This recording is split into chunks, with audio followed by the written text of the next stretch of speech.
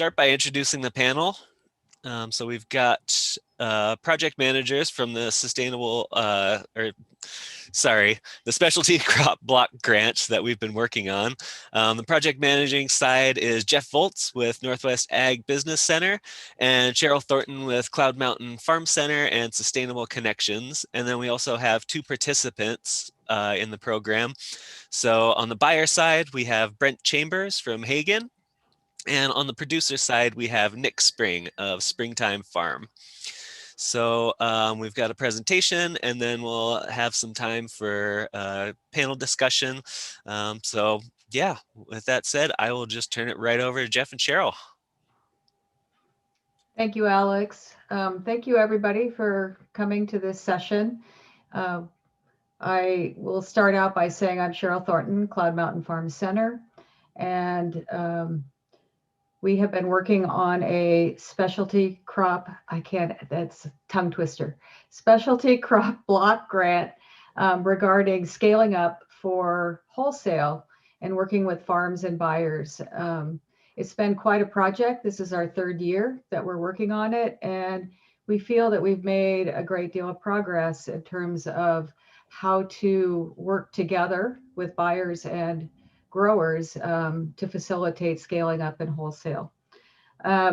There's a couple different partners, as Alex mentioned. There's Sustainable Connections, Northwest Ag Business Center, Cloud Mountain Farm Center, and I also want to give a shout out to the Puget Sound Food Hub. Puget Sound Food Hub has been involved with the distribution of product in this grant. So maybe Jeff, do you want to introduce yourself and then we can start out? You can share the slides. Sure. Hi, I'm Jeff Volz, project manager of Northwest Ag Business Center, and we are a 501c3 nonprofit that is trying to improve the economic vitality of agriculture throughout the now, it's either 10 or 12 counties that we serve. And so yeah, this is actually this specialty crop block grant is a federally funded grant that is administered by the Washington State Department of Agriculture, and it's really a very valuable grant program for trying to assist groups of farmers. They don't necessarily have to be organized; it could be educational or whatever, but to expand markets. And so it's really kind of the thrust of the program. So I'll turn it back over to Cheryl. Can you share your slide, Jeff? Oh, ready to go. Yes, we're ready to go. Share screen.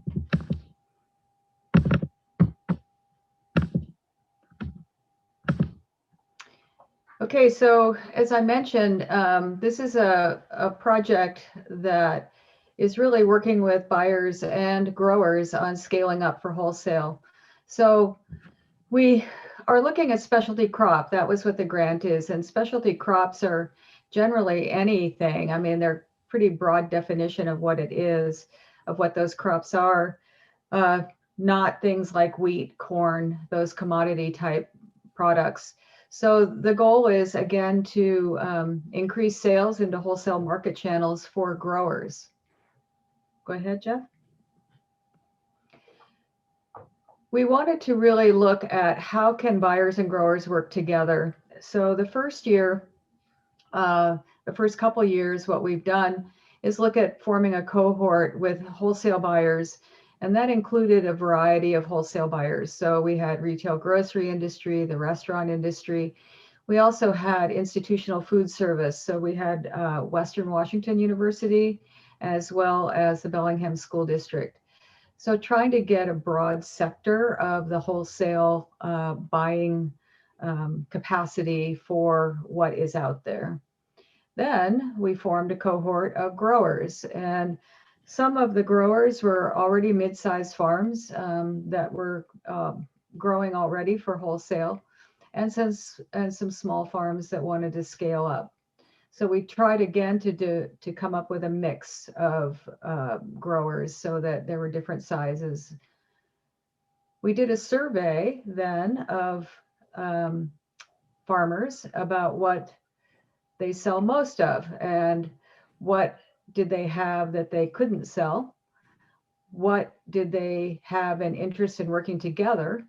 And were they interested in working with wholesale buyers in market and crop planning? So we had various questions that we put together for different growers and what their interests were. We did the same with buyers. What were they looking for? What are the buyers' expectations? What kind of products are they looking for? Out of that, we identified 10 key crops for growing and buying season for 2020. There's so many different crops out there, and we kind of got lost a little bit in terms of getting a lot of, well, we can do this and we can grow that. And so we had to really winnow it down to 10 to just start out with, so that we had some consistency between year to year. All right, I'm going to turn it over to Jeff. In that survey, I think it was of all Skagit and Whatcom County farms, and I think there's 138 surveys sent out, and we had a response of about 60 or so. So we were able to ascertain through those crops, those 10 that we selected, were kind of agreed upon between the buyers and the farmers in some meetings that we facilitated. But we're really, based on what the farmers in this region thought they could grow the best and deliver the best, in terms of quality of product. And so that's what we focused on. So then we created forms for the buyers and the farmers to fill out about how many of these different kinds of crops in terms of cases would they want, would they project possibly being able to commit to pulling through this program, this organized program that we're facilitating, and by month. So it's a very simple rudimentary process of collecting this data and then being able to transfer it into one large workbook with everybody's data on it to be able to start to create a plan. And you notice that the pack in the column there, these are all pretty much standard case packs or agreed upon case packs by the farmers and the buyers. I think sometimes there's a little bit of deviation, but those are what they determined. And this is just one set going on beyond the lettuce down there at the bottom. There was also salad greens, braising mix, cherry tomatoes, slicing cucumbers, zucchini, and then 2 types of winter squash were also a part of the mix. And so we gave the same form. So the farmers are, you see, or the buyers are all in cases. We had the farmers do it in actual pounds or eaches for those months. So the farmers filled out their form with projecting what kind of crops they would have in terms of total pounds or total eaches for each of those months. So when they would begin and when they would end. And I found out some pretty interesting things in formulating the plan for 2021. But this is what we were doing for 2020. And so it's been really a process of going through something and learning what could happen. And you'll notice that I did it whole January, whole year, because sometimes we have very innovative farmers. And so, for instance, sometimes we have farmers who have cauliflower available in March. So it's kind of going through that process and winnowing down what people might have and when they'd like to sell it.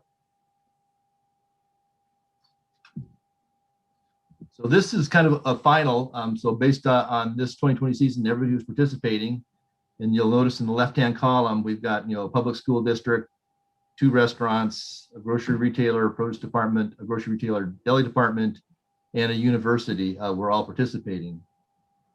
And so these cases that are just kind of the meat of this table are what everybody said they could possibly project purchasing through this program. And obviously there's some much larger numbers there than what the farmers participating could supply.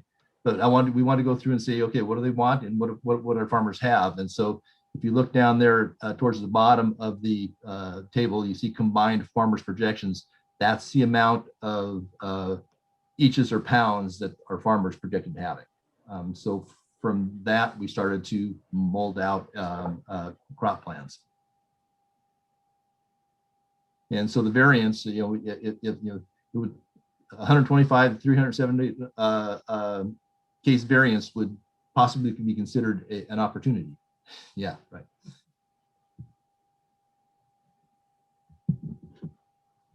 So Cheryl. So pricing is always one of those things that most of us try to avoid, that conversation. It can be great or it can be difficult. So we really wanted to focus on transparency and agreeing on price ahead of time so that nobody got caught in the middle of the season not knowing what to expect.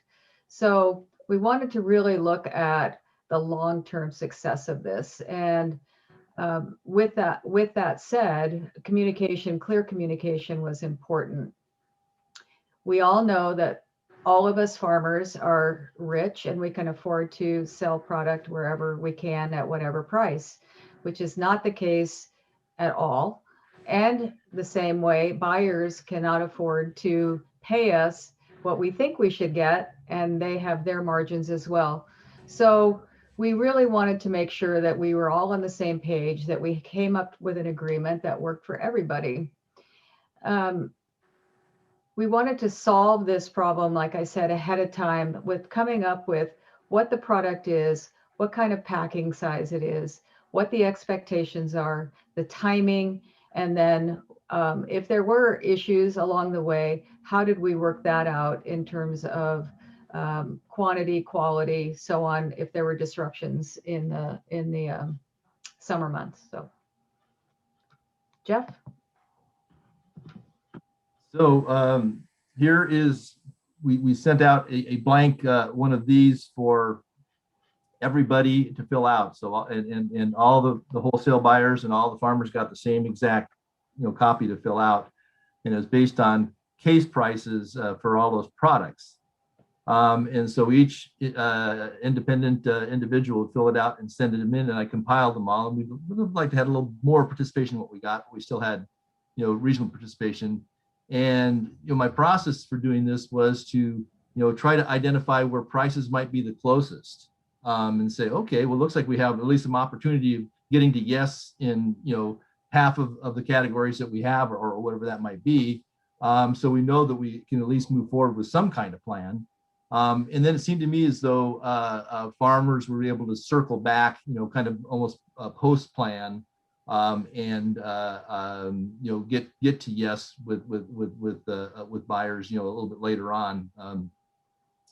Of course, we have to understand it that, and I guess it'll be a part of another slide, but we finished this in April of 2009. No, in 2020, 220, just literally 6 to 8 weeks after the whole COVID pandemic hit. So the planning process was quite interesting and quite late. And this year we actually have gotten to the point of having the plan accomplished by the first week of February. So we've made a big improvement this year. So that's kind of the gist of it. And I still don't, I don't think we have totally discovered the way to conduct transparent pricing. So this year, maybe Cheryl, you want to talk about that briefly, that we decided to just recommend that individual farms and individual buyers call each other, and they all have seen what everybody had for pricing, and try to work something out. And I think that's pretty much where we left it. Not sure that's where it ought to be, but maybe it is where it needs to be, because there are different margins are needed in different categories of product. And so in other words, a grocery wholesale catalog is usually going to have a little less expensive prices than a food service wholesale catalog. And I think farmers who have been selling farmers markets understand between selling to a retail grocery store or a restaurant, that there's a little more flexibility from the restaurant side. So we're still trying to have those conversations, and I think that's one of the important things to think about. Is this isn't really it's a very rudimentary system that we're still kind of trying to figure out how to work together to create some system, and we know in the future that this is going to be automated in some nature, and there's probably already software out to do something like this.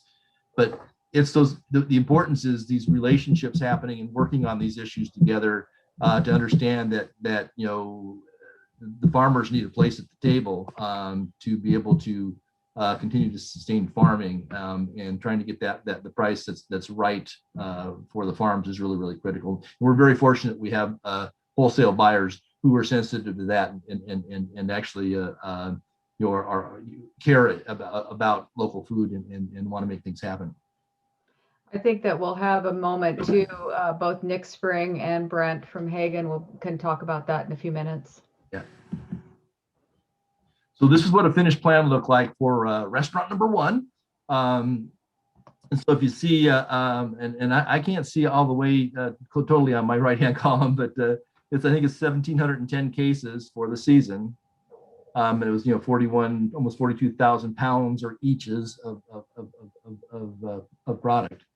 And there was a good mix. I think 4 out of the 5 participating farms, sold through to that restaurant. So it was a good mix for all the farms and the restaurant itself. So this is what the plan looked like for restaurants. So just wanted to get folks to see kind of actually what was provided to the executive chef of that restaurant and to the farms who were participating in that plan. So another part of the grant was that we wanted to work with growers in terms of current practices to come up with an idea of what growers are doing, and is there a way that their practices the best practices can be shared with other growers so that they can scale up for wholesale buyers. So we did, Tom did from Cloud Mountain did a photographic and written compilation of different crops, of these 10 different crops, and what people were doing, and are they having problems, what works, what doesn't work.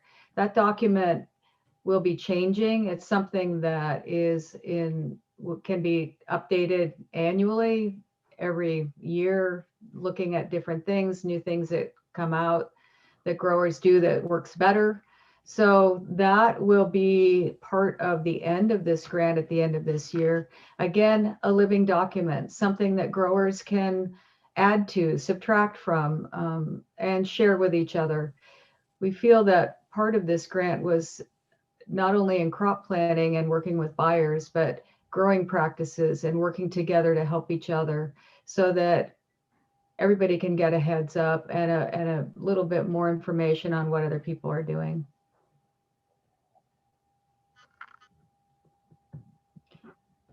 So this is what happened in 2020 as of the end of November. And I think I was getting ready for the next meeting of our buyer and farmer cohort for December 3rd meeting. And so that's as far as I got, and I haven't gotten to the year end yet. But so look at, we obviously had big plans of 6,523, and we ended up with, I think, 970 cases out of plan. So, and a big part of that was that, we, once again, COVID hit and we lost a lot of people that, I should say participants from the wholesale side or large ones that kind of knocked us back a few pegs. But interestingly enough, these relationships created new sales, and the new sales vastly exceeded the planned sales. And we think that's going to turn around this year with the plan we have. But still overall, for a mighty effort of trying to get somewhere and get something, get it recorded. We are thankful that we are all the wholesale buyers and all the farmers either are members or participate in buy from the Puget Sound Food Hub. So we have real data available to be able to collect this data and measure and see how we're doing. And so that's a really good thing. So the 5 participating farms each had 17,228 in revenue for the year. So not a huge return, but still an admirable first start. And we think it's going to vastly improve for this upcoming season. So with that, let me see here. So yeah, we're at the point of introducing Brent. Yeah. One quick thing before I do that is to kind of reiterate what Jeff said, and that is that the Puget Sound Food Hub also stepped up and became part of the team in terms of looking at margins and how we could best move this product to the buyers. It's difficult for growers to do that on their own, so we worked with the Puget Sound Food Hub on that. So first off, I'll introduce Nick Springtime Farm. And Nick was part of the original cohort and is still part of the cohort for 2021. So Nick, wondering if you can speak a little bit about what this grant did, how it helped, what were some of the challenges, and what you're seeing for 2021 as a grower. Okay. Well, thank you so much for giving me the space to speak. As Cheryl said, I'm Nick Spring with Springtime Farm, co-owner with my wife. We're up in Everson. This year we're growing about 10 acres of mixed veggies and flowers. It's our 8th season, and this is our second year participating in the program. And I guess for the most part, it was extremely valuable just for the access to introductions for wholesale buyers. It was kind of like an online dating service. You know, once you're in the room, it's easier to have that conversation. We've traditionally been about 50% direct market and 50% wholesale business, and finding those wholesale outlets has been difficult. Cold calls to restaurants and grocery stores usually don't work out in my experience. And so just getting in the room and having that introduction, I feel like was the biggest benefit of this grant for us. Also the collaboration with some of the other farmers on best practices. So yeah. What are you looking forward to for this next year based upon what happened in 2020? Any thoughts on that? Yeah, well, I think it's just going to continue to improve. We started developing some relationships with some of the buyers in the cohort, and I'm liking the approach this year where it was basically we had an introduction and then Jeff has left it up to us to communicate further details, and I think it's gonna lead to increased sales for all of us, and yeah, just gonna be kind of a matter of keeping everyone happy, keeping the consistency and quality there, and yeah, growing from here on out. So yeah, we have a couple buyers from last year that we're continuing to work with that were new buyers for us, and then this year we're hoping to add to that list. So haven't sold anything yet, but what are some of the challenges that you saw last year, and are there any challenges that you see for this coming year? Well, I guess I mean, it is a relationship, and so that communication was probably the most difficult part. You know, some things didn't work out on our end, and then having to communicate that to the buyer, and vice versa. Sometimes some of the buyers, we had planned crops that then were not needed, and so kind of backtracking, and so just keeping that communication open is, I mean, as all the folks here in this Zoom call know, yeah, you just have to work with your buyers and yeah, figure that relationship out because things are always changing.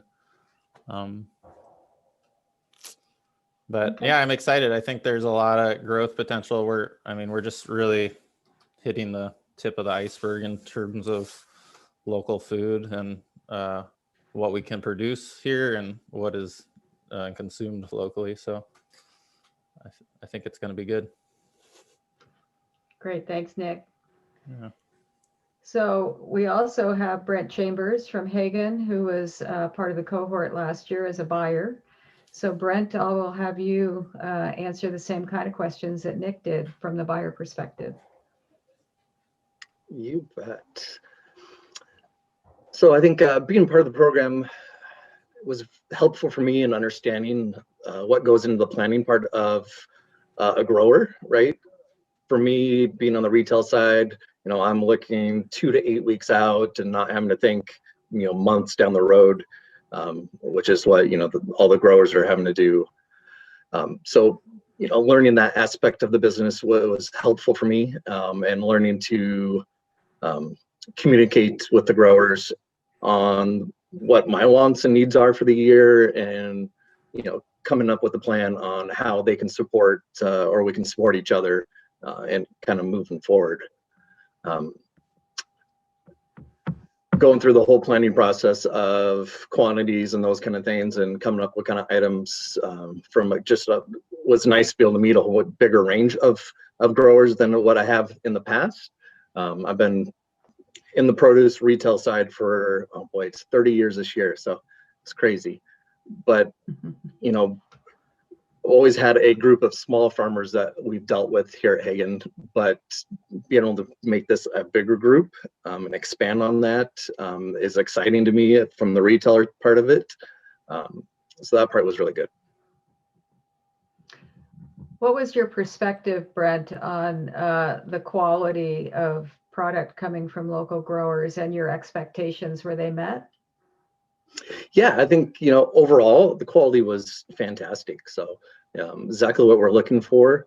Every once in a while you do have, little hiccups, but that all just comes in communication, and just reaffirming what my spec needs are from the retail side of it. Restaurants and, retail specs can be a little bit different. So I think that's not necessarily a challenge, but it's just difference between the two businesses. But overall, the quality was awesome. Quality is what sells, and that's totally what I'm looking for. So, how about what Nick was talking about, which is one of the key points of communication? How did that work for you last year with growers? Sure. I think COVID really threw a wrench in everything last year, even with this program, right? Because there were so many, we were scrambling for months and months and months when COVID hit in the grocery industry. So I know my communication was poor, so I will definitely own that last year. It got better throughout the year just because, the flow of products back to the stores was better and they had more time. But communication is key. I mean, if we're not continually communicating when crops are going to be ready, if they're having a good season, if they're going to have an abundance of crop, all that is very important just for both sides to keep good communication on. So very important. I wanted to ask actually both of you, pricing, we'll go back to the pricing question here. How did that work, Brent, for you last year and working with some of the growers? Sure. I think pricing is one of those, not everybody wants to talk about it, right? Because we all have our needs on both sides of it, right? Grocery store margins are different than what restaurant margins are, and we have to be able to hit our targets. We're hold from above to hit certain numbers. But with that said, I will pay more for a great quality local item than I would from the warehouse. So just, for a couple reasons. One, to support local, because I think that's very important. And then two, it's just, it's the right thing to do. I mean, it really is. I think local is where we need to be, and I think that's a big part of my business plan. But the negotiation part is always a little bit difficult. So generally, in my experience, we're both having to give in a little bit on both sides to make it work. And then I will actually have to charge more for something else down, in the rest of my business to make up for the difference. Nick, how about from your end? How did that work for you? Well, I mean, I guess it's been a learning curve for us here at the farm. I mean, we're still fairly new to the game, and we're small growers, so we produce 15,000 cases a year, and then to get into that wholesale level, where just to be selling through the food hub, we're looking at a 20 to 25% markup, and then so it's there was a bit of a negotiation there, and it can be kind of a sticker shock for some of us growing under 10 acres or small scale, where the idea is, oh yeah, we want to grow more and we want to sell more, but when we come to that reality of, well, we're looking at selling a case of beets for $16, it can be hard to swallow, but we made it work, and I don't know, I'm happy with the results. I think it starts small, and we'll be able to move more cases as these relationships develop. So it's kind of the name of the game, and also just learning how to scale our efficiencies, so we can make those prices more efficient at our scale. So I think it's a win-win, even though it's hard to recognize that at first sometimes. That's for sure. Brent, what challenges do you see ahead for 2021 working with local growers here in this area? Just keeping up with communications is probably going to be the main challenge. Is I'm giving them goals of, or a commitment of what I will buy, and there's so many factors in growing with weather and whatnot that can push back what I need, or change what the outcome of the crop is. So it's definitely communication, and for me on the other end of it, it's just seeing what COVID's going to do as far as the shoppers' habits, right? So COVID hit, guests are shopping less often, and they're buying more. We've seen a trend to more packaged items, but I really don't want to push package, right? I want to push fresh bulk. So, and then just how do I, as a retailer, get the message out of I'm buying from all these local farms, right? And get that to the consumer, so they understand, that to support local, and that's a big deal on both ends. So. One last question before we move on, because it has come up in our discussions these last couple of years, and that is packaging playing a part into what a grower needs to do to sell. So Nick, I'm wondering from you what your perspective is and was on packaging changes that you had to make, and what impact that had on you as a farm. Well, I mean, so as we started our farm, we were constantly just reusing boxes, trying to take any shortcuts we could on packaging. But the reality is, dealing with wholesalers, distributors, we need clean, safe packaging, and it needs to look good. I mean, you're selling a product, whether it's just going to the back of the produce department, it needs to look good for them. And I mean, it's just part of doing business. So I mean, a couple of years ago, we weren't buying pallets of new boxes, but we are now, and that's just part of it. So. And Brent, on your end, are you seeing challenges with packaging coming from local growers for what you need for Hagen? Yeah, I think that's part of our communication early on is my expectations of the type of packaging I'm looking for. Because again, with consumer trends, more recyclable packaging is really, you know, what we're looking for.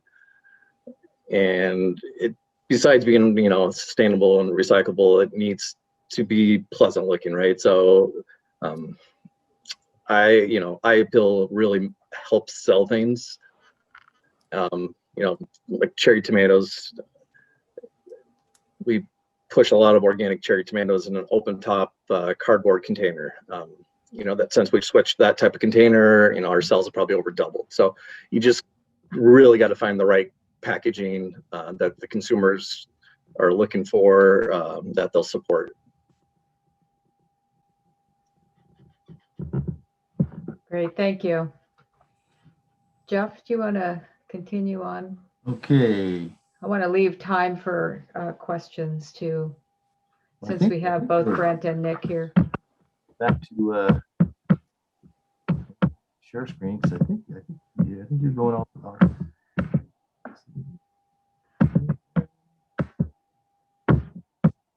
Okay.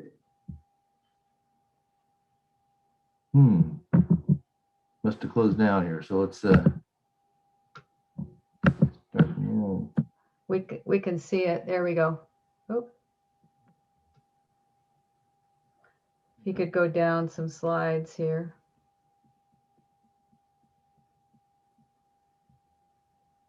I think we're in the thoughts and conclusions. There we are. Oh, and Go ahead. so, okay. So that's what happened so far in 2020. Did that? Yeah. So I think are you doing thoughts? Yeah, thoughts and conclusions, and I'm doing the last two. Sure, you bet.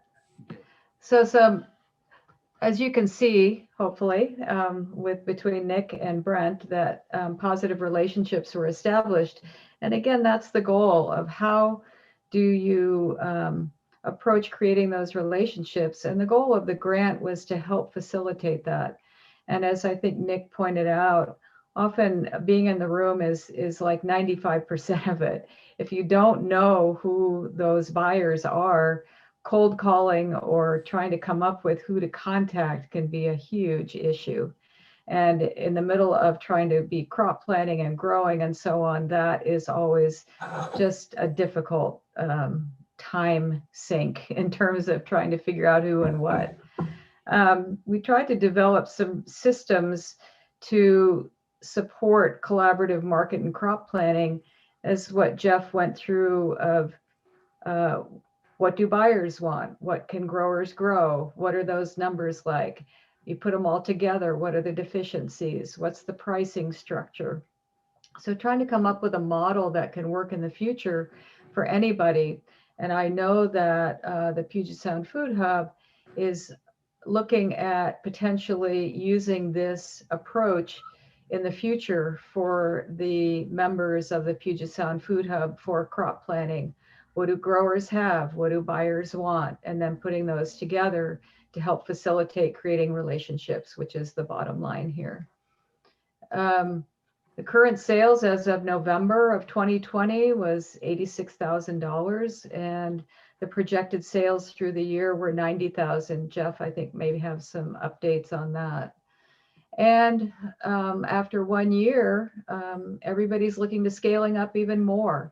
We did have some sales between buyers and growers that weren't expected as part of this. So that was a good thing.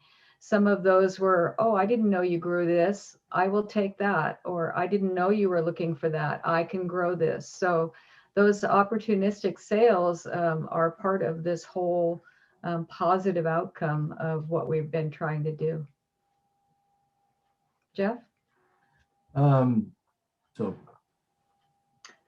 So where we're going now is actually we met with a slightly expanded group of buyers, 8 buyers and 7 growers in early December to begin planning for the 2021 season. We did a little bit of a debrief on the past season and just about maybe some things that weren't working, just to get some brainstorming and ideas between everybody about things we want to change. And one of the things that changed was that we determined that broccoli just was not going to be a successful crop here due to competitive pressures from cheap prices from California. But it seemed like berries were a highly desired item by the buyers. So we flopped the broccoli crop category out for strawberries. So then we provided worksheets just like we did the previous year. But kind of great thing was that about, I want to say we had about 60% to 70% over people doing both the next season. So it went a lot smoother this year because we had people who were familiar with how we did things. We did the survey again and just kind of went through the same process that I just showed you that we did. And then I sent a draft plan out, and just a little bit about the plan is that right now we'd hope there'd be more group process together, but it's been really difficult, especially with COVID, although Zoom does work well. But a lot of it has been dependent on us as project managers to crunch numbers and maybe have conversations back and forth. And then the allotment of the cases from the farms to the buyers is just me trying to put it together on something that makes the most sense. And a lot of this is not written down. We're actually trying to create what areas we think need to be improved upon. And I think that the allocation and I'll be, I've got copious notes and hopefully be developing a finished product that will be usable in terms of even the spreadsheets once this project is over. So I looked at, in terms of how the allocation happened, it would be who had, if a buyer requested a certain farm, that obviously was going to be honored. If a buyer and a farmer had a relationship from the previous year, that was going to be honored. And then I strive to balance everybody, and obviously farmers who had much more product, we're going to sell more product because they had much more product, especially if they were in a season like January, February, March carrots. There's kind of a limited selection there, so they end up selling more units than somebody else. But one of the things that I think we did really well last year, and again this year's plan is we made sure that all the farmers were connecting with new buyers and new markets. And so we really tried to make that mix really work. And so sometimes you'd have some of the crops might be shared between a couple of farmers, just so we're sure that we were mixing those relationships. And I think that's really, really important. And it really proved out last year in terms of extra sales that weren't in the plan. And so here's the results from this year. So we've got, we try to keep anonymity here. So we've got 7 farms and public school, couple of retail supermarket produce departments, private school food services, food hub that goes retail, hospitality, restaurant hospitality food services, a nonprofit food access, and university food service. And so overall, if you just take a look there, just in terms of what each of the different buyer types or how many cases in the end are buying. I can't see it because I got my little bars across that, but total for this year is the plan is 8,000, a little over 8,000 cases.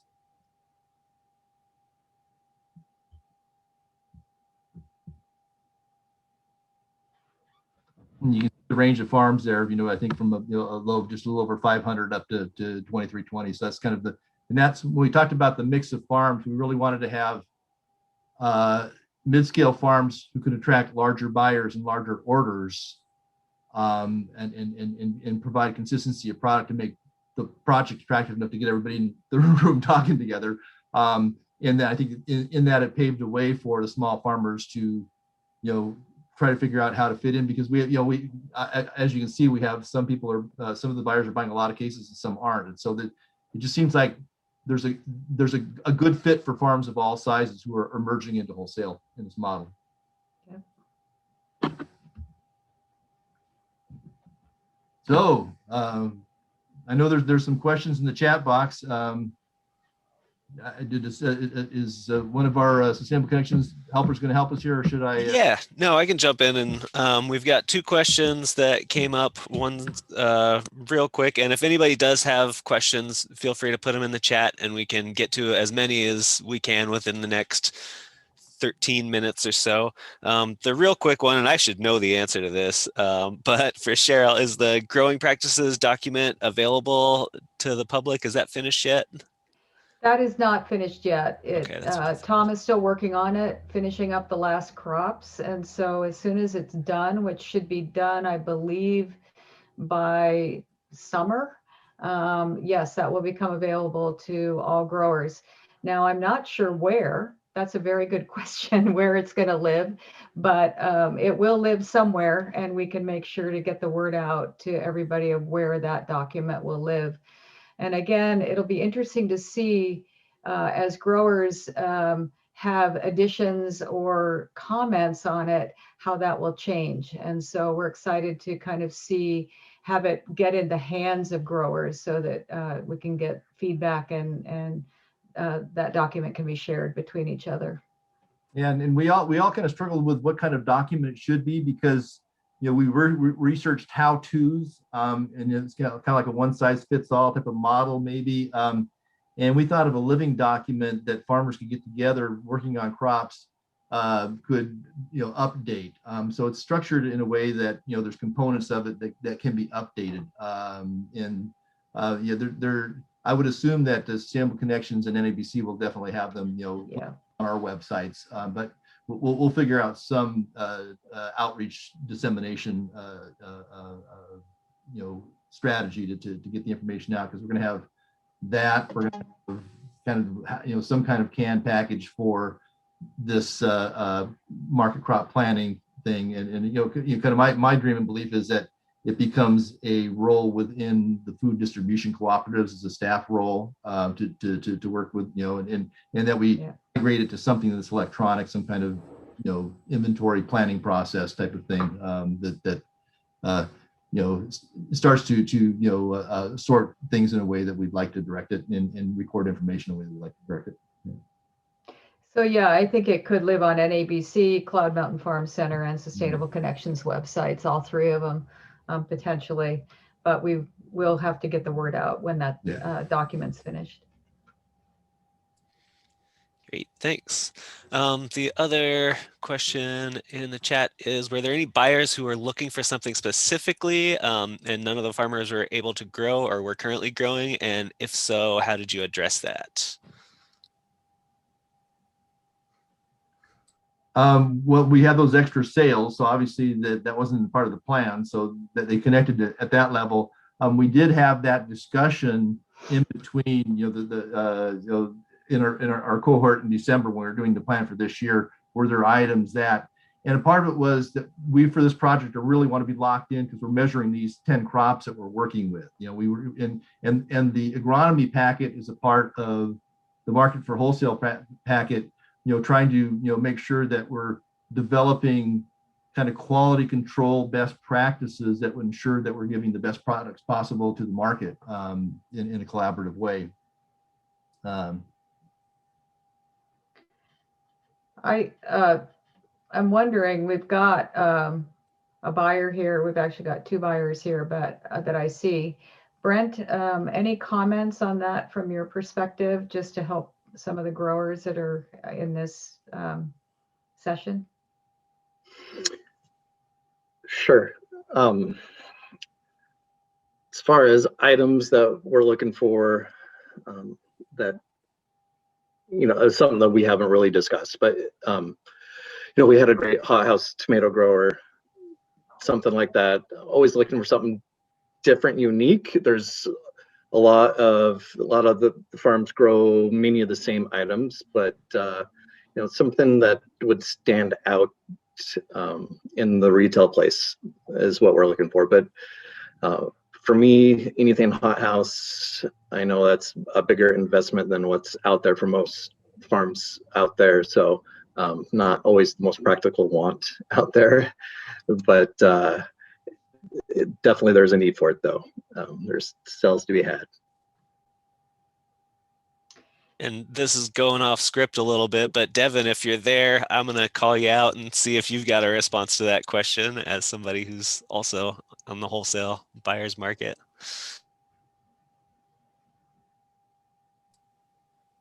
Devin might not be there. He might be away from his computer.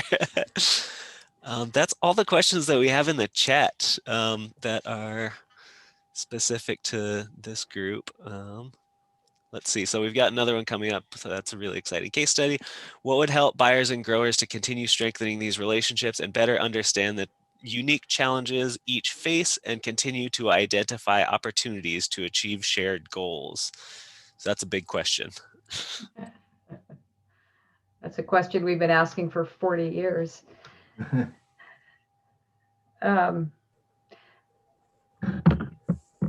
I don't know. I mean, I think that this is a step in terms of looking at somewhat developing a system, a framework, so that growers and buyers can talk to each other, can understand what each other want and need, and that this provides at least some type of structure to that. Often it's kind of, you're winging it and trying to scramble, and maybe this is a good way for people to work together. And I think it's often difficult unless you have some type of structure set up, so, like the Puget Sound Food Hub, where you have a cohort of growers and a system whereby somebody can help with the crop planning and what the buyers want. So again, working together, working with some type of system, using this kind of structure to facilitate conversation would be what I would say. Jeff, do you have? Yeah, I think it's structural. And I think maintaining those relationships is it takes facilitation. It takes some kind of systematic way of getting together.